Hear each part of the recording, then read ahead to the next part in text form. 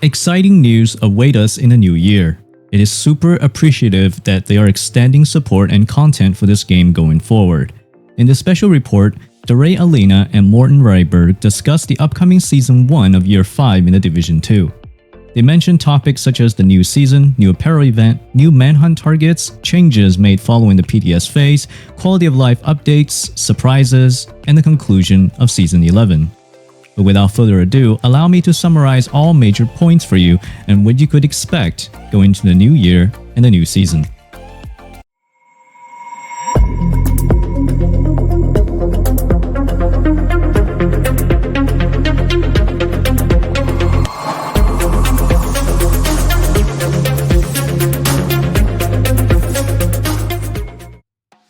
Welcome everyone to today's recap episode for the Division Year 5 special report. The discussion begins, which revolves around the upcoming season of Broken Wings. It involves the rescuing of 11 missing people after the attack on the White House.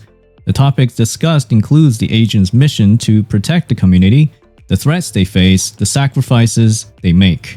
The main objective is to rescue Mari Singh, the former director of the DC Aquarium, and 4 other hostages to bring them back to safety. The conversation also touches on the importance of rebuilding the castle and its facilities. The upcoming season will feature a progression system where each rescued hostage will unlock a new facility in the castle.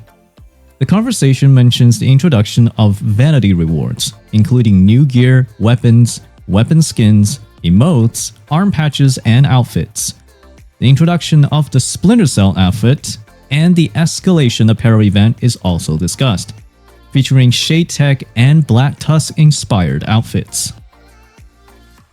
Next up, the conversation revolves around the PTS results and the Descent game mode. They discuss the changes made to gear, weapons, and talents based on player feedback during the testing phase. They emphasize the purpose of running multiple phases of the PTS to test different aspects of the game and to make final adjustments before the update's official release. Regarding the gear changes, they mentioned that the PTS tested 2 variations of the Cavalier gear set and decided to go with the direction chosen in the first PTS, which prevents skill damage instead of flat damage. They explained that this change brings a specific fantasy to the set and addresses unwanted scenarios observed in the second PTS. Other adjustments, albeit smaller, have also been made. Moving on to the Descent game mode, they highlight the changes made between Phase 1 and Phase 2 based on the user feedback. They mention adjusted the difficulty to ensure players can reach the Nemesis fight without also considering progression after that point.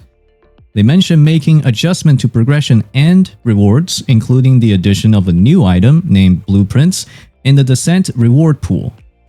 They also introduced the Reconstructed Cache, which features otherwise unobtainable items for new players. The conversation also delves into the experience system where earned XP can contribute to main game progression, shade level progression, and seasonal reward tracks. They stress the importance of making Descent a unique game mode with different rewards and the opportunity to try new builds. They even mentioned the introduction of unique arm patches as rewards for reaching certain levels in the Descent game mode. They express excitement about player engagement, console player feedback, and the overall experience of the game mode. They anticipate seeing players compete for leaderboard positions and fastest level 100 achievements. Following that, the topic of discussion is about upcoming quality of life updates in the game. They mentioned several changes and improvements that will be implemented. One of the updates is related to grants, where a new way of granting compensation will be introduced through a new tab in the game store. They also mention an experience revamp, increasing experience gains across the board by about 12%. The goal is to make all activities grant the same amount of experience per hour, encouraging players to engage in a variety of events. Additionally, they discuss mission difficulty adjustments, allowing players to change the challenge level of the missions. Other quality of life improvements mentioned include marking apparel items as favorites, quick grenade selections, and more. The discussion also touches on the spec revamp, stating that the previously announced changes will not being implemented and a new set of changes is being designed. The developers expressed the intention to involve the ETF for feedback on the dramatic changes planned.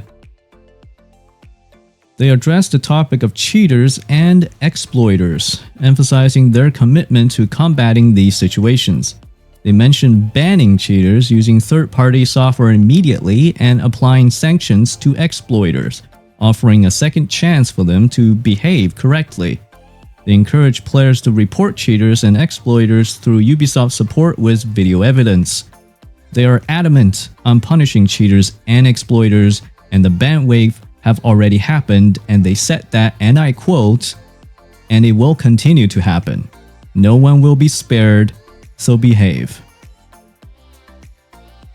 They also briefly mentioned a fix for the broken matchmaking system and the addition of missing blueprints from previous seasons.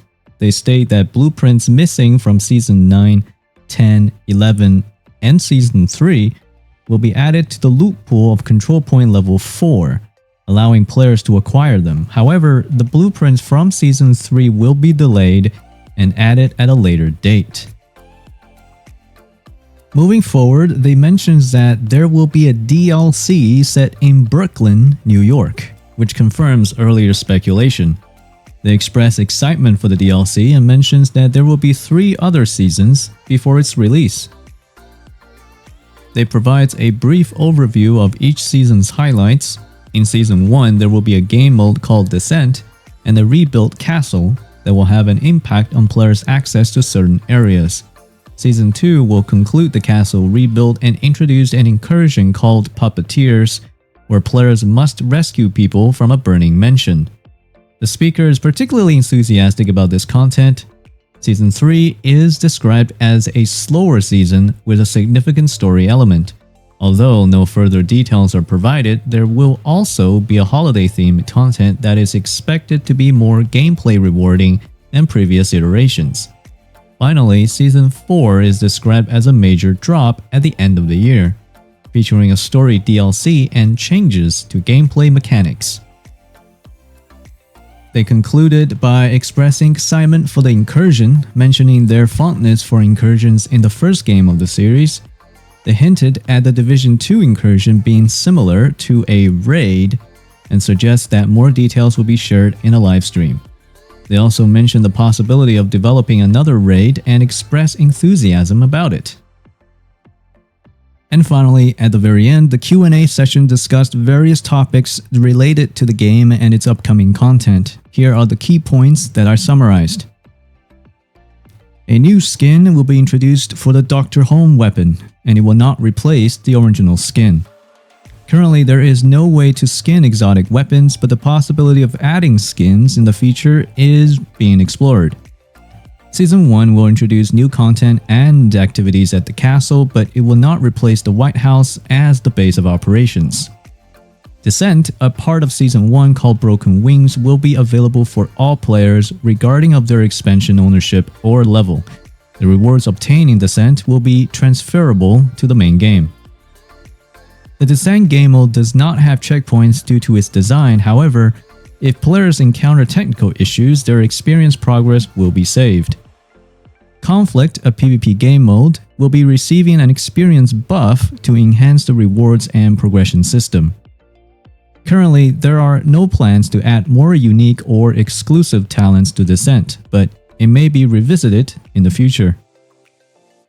There are no plans to introduce new global events at the moment, as the focus is on upcoming DLC and in-game changes.